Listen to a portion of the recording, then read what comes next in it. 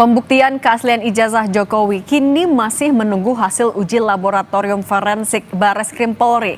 Akankah hasil lab 4 adalah satu-satunya penentu jika sebuah dokumen itu asli atau palsu?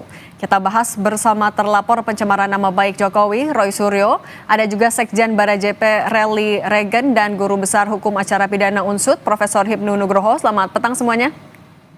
Selamat petang, Pak Roy. Ya. Saya mau ke Prof. Hipnu dulu. Prof. Hipnu, dalam konteks memeriksa keaslian sebuah dokumen, hal ini atau konteks ini adalah juga soal ijazah.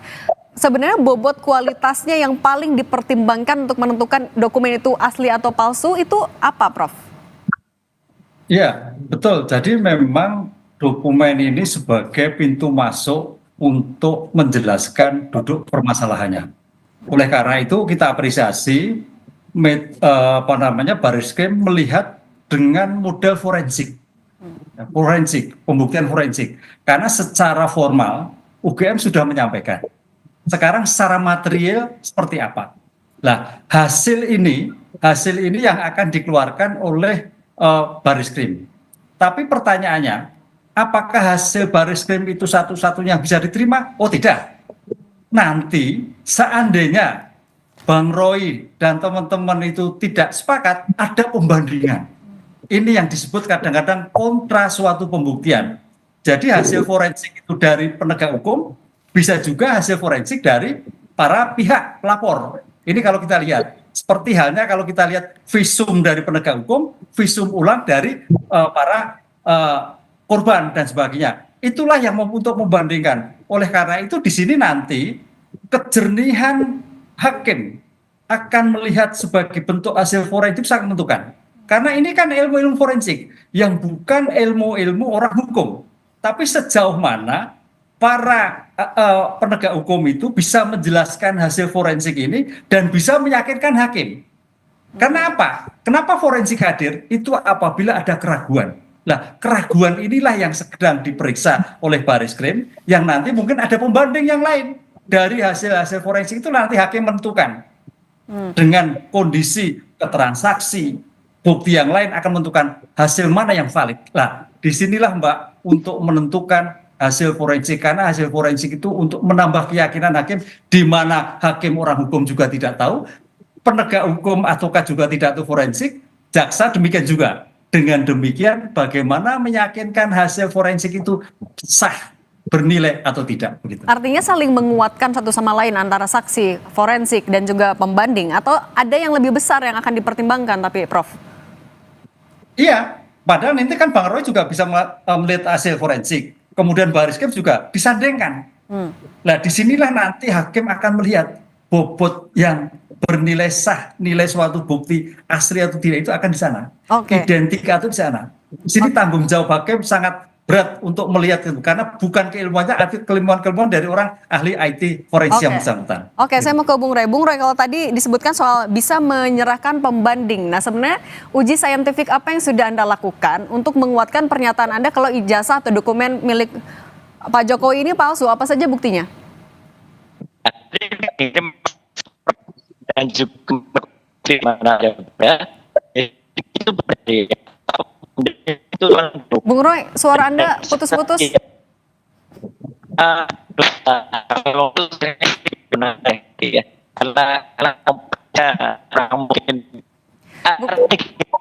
Oke, Bung Roy, mohon maaf kami perbaiki dulu sambungan Zoom-nya karena masih putus-putus. Boleh sekalian juga diperbaiki mungkin sinyal juga Bung Roy. Kalau gitu saya ke Bung Rally dulu. Bung Rally, kalau dari kan sudah 30 lebih saksi yang diperiksa oleh polisi. Anda meyakini kalau misalnya ijazah dari Pak Jokowi ini asli melalui saksi-saksi yang sudah diperiksa? Ya, pihak Bareskrim kan sudah mengeluarkan pernyataan bahwa saksi-saksi yang sudah diperiksa adalah salah satunya dokumen ya. Kita kan merujuk dari apa yang Pak ini asli bahwa pembuktian itu kan meliputi adalah kepailitan data yang bukti ya. Ini kan objeknya itu kan ijazah. Ya, apa yang disampaikan tadi betul, ijazah berupa dokumen itulah yang diperiksa secara fisik dan itu ada pembanding. pembandingnya itu kan nanti dari ijazah teman sekolahnya Jokowi atau dari kampus UGM sendiri, nanti kan sudah itu apa namanya dokumennya ini kan yang akan diperiksa secara apa namanya forensik itu ijazah aslinya ya. Ijazah itu tidak bisa harus dilihat, diraba, disentuh, dan nanti diambil pembandingnya. Dan kalau pemeriksaan saksi sudah 30 itu ya kalau kita sih yakin ya, yakinnya dan aku yakin betul kalau ijazah Pak Jokowi itu asli. Kalau Makanya, Anda punya bukti juga yang menguatkan pernyataan Anda ini? Bung Rely? ya gimana? Kalau Anda ada bukti juga pembanding yang bisa menguatkan keyakinan Anda kalau ijazah ini asli? Ya nanti kan apa yang disampaikan tadi oleh Bang ini tadi bahwa ijazahnya itu untuk menentukan kepailitannya lah pembanding, dan kami yakin pembandingnya ini kan nanti pihak penegak hukum yaitu dari Bareskrim, udah dari Bareskrim nanti kan ada pelimpahan itu ke pengadilan. Nah di pengadilan nanti akan terbuka nanti ijazah yang asli dengan pembandingnya yang asli. Nanti Bung Roy nanti bisa membawa pembandingnya, dia dapat dokumennya dari mana, dia lihat dari mana, pembandingnya apa ya. Jadi kalau kita yakin, aku yakin ya 100% kita yakin kalau bahwa ijazahnya asli. Oke, ijazah Pak Jokowi. Prof. Ibnu, kalau dari Bareskrim bilang tinggal 10% lagi uji lapor itu yang akan dilakukan, dan ini bisa menggugurkan 90% pendidikan yang sudah dilakukan. Apakah ini benar? Tapi jangan dijawab dulu Prof. Ibnu, kita akan sambung lagi usai jeda berikut ini.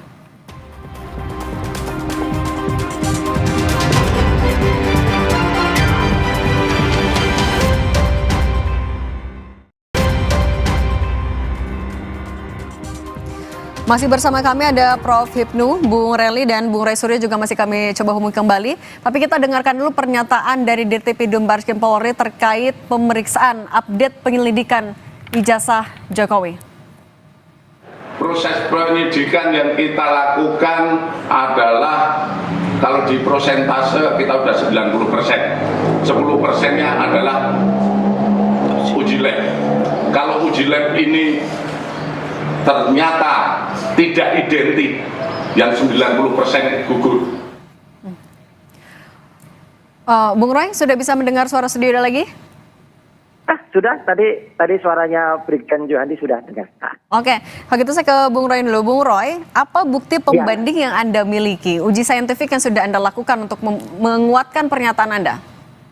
Oke, jadi begini, kita tetap apresiasi ya dengan tindakan dari Puslapor, Mabes Polri, itu harus kita apresiasi. Tapi jangan lupa, tadi benar apa kata Prof. Hipnu, bahwa perlu uji pembanding. Seperti misalnya dalam kasus terbunuhnya Brigadir Yosua, itu kan juga ada di perban. Jadi kalau kuasa hukum korban misalnya tidak yakin atau kurang ingin memastikan, maka waktu itu dilakukan uji pembanding. Uji pembandingnya adalah kami sudah punya hasil uji misalnya forensik terhadap skripsi yang untuk menjadi bahan terbitnya ijazah. Jadi bisa saja ijazah itu terbit dari antah berantah dari mana saja, tapi tidak mungkin ijazah itu bisa terbit kalau tidak melalui proses yang namanya skripsi. Skripsi ini sudah saya pegang, sudah saya teliti bersama Dr. Ismon, dan skripsinya itu adalah uji inti. Jadi artinya skripsi itu adalah barang bukti yang namanya basic evidence ya, basic evidence atau primary evidence. Karena itu diserahkan oleh dua wakil rektor dan kemudian diserahkan secara resmi di ruang Fakultas Kehutanan, ruang 109, dan diperiksa ketika kita sama-sama melihat. Dan kemudian hasil analisisnya saya sampaikan. Ini analoginya sederhana Mbak Cindy dan pemirsa Kompas TV, juga Prof. Hipnu dan juga teman Jerry ya, bahwa yang namanya telur, ibaratnya telur, kalau telurnya sendiri busuk ya, ibaratnya skripsinya busuk, itu tidak mungkin ada hasil ijazah yang sehat. Jadi kalau telurnya busuk, ayamnya nggak mungkin sehat. Tapi kalau telurnya baik, telurnya sehat, bisa jadi ayam yang sehat, tapi bisa jadi ayam yang busuk. Jadi sekali lagi, nggak apa-apa, nanti kita setatarkan, kita sejajarkan. Kalau perlu ijazahnya yang disebut-sebut nanti sudah diuji, itu kita bandingkan juga, kita uji juga. Karena kami memiliki perangkat yang memudahkan untuk itu. Dan dua-duanya nanti silakan diperiksa hakim. Silakan nanti Prof. Ibnu yang juga tadi sudah menyampaikan statementnya, saya setuju sekali. Jadi untuk dicapai kesepakatan secara forensik, kesepakatan secara ilmiah. Begitu Mbak Cindy. Kalau Bung Roli melihat dari bukti yang sudah dimiliki oleh Bung Roy Suryo, Anda bagaimana menanggapinya? Ya kalau kita apa yang sudah dilakukan oleh penegak hukum itu udah betul. Justru kita ragukan kapasitasnya Roy Suryo ini. Saudara Roy Suryo ini kan menggaung-gaungkan keliling jagat seluruh media kemana sampai ke UGM menyatakan ijazah palsu. Yang harus kita pertanyakan saudara Roy Suryo ini dapat dari mana, lihat di mana dia ijazah aslinya, dia bisa katakan itu palsu. Kapan dia lihat, kapan dia raba. Nah, sekarang ini udah di penegak hukum sudah melakukan pemeriksaan terhadap saksi. Nah, dan kita juga sudah melaporkan. Nah, Pak Jokowi sendiri sudah melaporkan bahwa ini kalau memang betul ijazah aslinya pembanding, nah saudara Roy Suryo sendiri sudah lihat di mana dokumen aslinya mana. Nah, lapor yang akan diperiksa itu kan objeknya ijazah, bukan screen, bukan foto. Kalau Prof. Nah, Ibnu, jadi kalau kita ya gimana Bung Roy mendengar pernyataan dari Bung Reli? Iya nggak apa-apa. Oke, selama ini yang punya ijazah itu tidak berani mengeluarkan. Sampai nah saudara sendiri dapat dari mana ijazahnya? Jangan ngarang-ngarang ngomong. Tidak. Suryo, Mana? Anda jangan asal ngomong. Jangan asal ngomong kamu. Anda jangan asal Kalian ngomong. kamu di mana? Kalau memang ngasal ngamar kamu ngomongnya. Iyalah. Oke, Bung Roy lanjutkan. Saya nggak imbang Mbak Cindy dengan orang yang asal Nggak ngomong imbang, ini. saya nggak imbang sama kamu.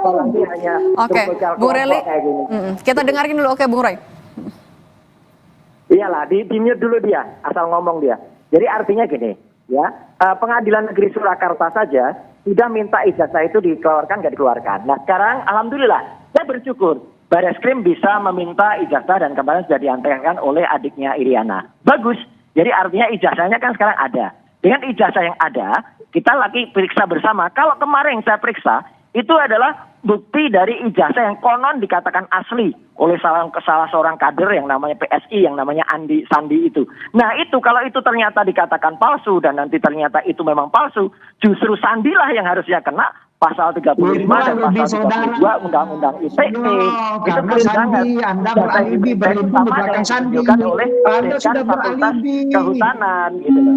Jadi kita semua benar bukti kok, nggak berdasarkan omong-omong, nggak berdasarkan orang-orang nggak jelas kayak gini. Oke, Bung Reli kita tahan dulu. Oke, Bung Reli tahan dulu. Kita tanya dulu Prof. Ibnu, tapi kalau dalam mengecek keaslian dari sebuah ijazah, apakah skripsi sebenarnya adalah bukti yang kuat nanti di persidangan? Iya, sekarang objek yang diperiksa itu ijazah atau skripsi. Kalau ijazah ya ijazah, gitu kan. Disinilah ijazah yang akan dilihat sejauh mana identifikasi tentang tanda tangan, sejauh mana identifikasi tentang stempel, sejauh mana identifikasi tentang kop surat. Lah itu yang saya kira akan dinilai nanti. Makanya Pak Dir Mabes Polri tinggal 10, karena 10 itu yang menentukan, 10% itu. Karena 10% itu menentukan identifikasi tentang ijazah. Identik atau tidak identik. Apa? Nomornya, tanda tangannya, kemudian stempelnya, kop UGM-nya. Itu yang saya kira akan dibuka tentang ijazahnya. Oh ijazahnya ini identik, ya berarti selesai. Oh ijazahnya tidak identik, oh berarti bermasalah. Nah ini saya kira ilmu-ilmu tentang forensik identifikasi sangat menentukan sekali. Memang tadi saya katakan bahwa tentang identifikasi imbang itu nanti saya kira Bang Roy juga diberikan kesempatan untuk melihat itu. Disinilah nanti hakim yang akan melihat sejauh mana hasil Bareskrim atau hasil Pak Roy yang akan diterima dalam sebagai kesimpulan identik atau tidak identik. Itu yang nanti menjadi ramai, Mbak Cindy. Oke, Bung Roy, tapi kalau selain skripsi Anda punya amunisi lagi? Oh enggak, ya jelas gini, ijazah itu tidak mungkin terbit tanpa skripsi yang benar. Inilah buktinya. Jadi saya sangat menghargai, sangat menghormati statement Prof. Ibnu dan juga Bareskrim. Jadi apa tadi kita dengar bersama? Prof. Ibnu yang bisa berpikir secara jelas, secara clear, ya nggak otaknya kosong seperti tadi Reli tadi ya. Itu jelas betul bahwa kau yang kosong otaknya. Dari mana kau udah menerima dari Sandi, dari unggahan Sandi? Keahlianmu sebagai apa? Dasar panci lo. Udah jelas tuh ngomong kayak gitu di Lah, jangan nggak jelas. Anda sendiri tadi bilang dari Sandi. Sandi itu kan ngunggah. Anda berujung dari hasil unggahan Sandi. Sekarang Anda melindung dari yang Sandi. menyebarkan kabar Sandi bohong. salah. Oke. Yang ini objeknya adalah Ijasa. Anda ini ngakuan diri objeknya sudah jelas-jelas. Kayak gini ngapain juga kelompok Orang mau tanya kosong. Oke, kita dengerin dulu Bung Roy. Gak imbang. Udah dah. Gak imbang Mbak gitu. Nah, sumber kok kayak gini. Jadi artinya apa? Gak imbang, yang gak imbang itu dirimu. Kau bilang Aldi, ini objeknya ijazah, Bung. Oke. Iya ijazah. Nanti ijazahnya kita lihat bersama. Udah nggak usah banyak ngomong. Nah, terus ngapain ini bawa Sandi, hasil unggahan Sandi? Udah, kalau berarti Oke. kalau ijazahnya betul itu, ijazah yang di-upload oleh Sandi itu kabar bohong. Kabar bohong itu yang harus dikejar. Nah. Itu aja. Oke, silakan. Sementara kau sudah bilang itu palsu karena unggahan Sandi. Berarti kau yang bermasalah ini. Oke. Itu bukan hanya Sandi, Dekan Fakultas Kehutanan. Udah deh, kamu juga bukan orang UGM. Oke, kita ke Prof Ibnu dulu ya, Bung Roy, Bung Rally. Oke, Bung Rally tahan dulu. Kita dengarkan juga nih, kalau Prof Ibnu menegaskan kembali, dengan pernyataan dari Dirtipidum tadi, 10% ini akan menentukan apakah iya, tapi menggugurkan termasuk 30 lebih pernyataan saksi yang sudah diperiksa. Iya, karena ini uji saintifik. Yang dilihat adalah saintifik. Kalau saksi kan bisa lupa, bisa ingat, bisa terpaksa, bisa lupa-lupa dan sebagainya. Tapi kalau tentang identifikasi saintifik itu sudah A, B, B. Nah ini makanya tadi 10 akan menggugurkan, iya betul, karena sejauh mana identifikasi itu jelas. Karena ilmiahnya, disitulah ilmu forensik adalah ilmu pengetahuan untuk membantu persidangan dalam mengungkap suatu perkara. Cocok, pakat saya. Oh, sip. Oke. Baik, Keren. Prof Ibnu, Bung Rally, Bung Roy Suryo, terima kasih sudah berbagi di Kompas Petang. Saya selalu semuanya. Ya, terima kasih. Prof Ibnu ini cerdas kalau udah Tetap bersama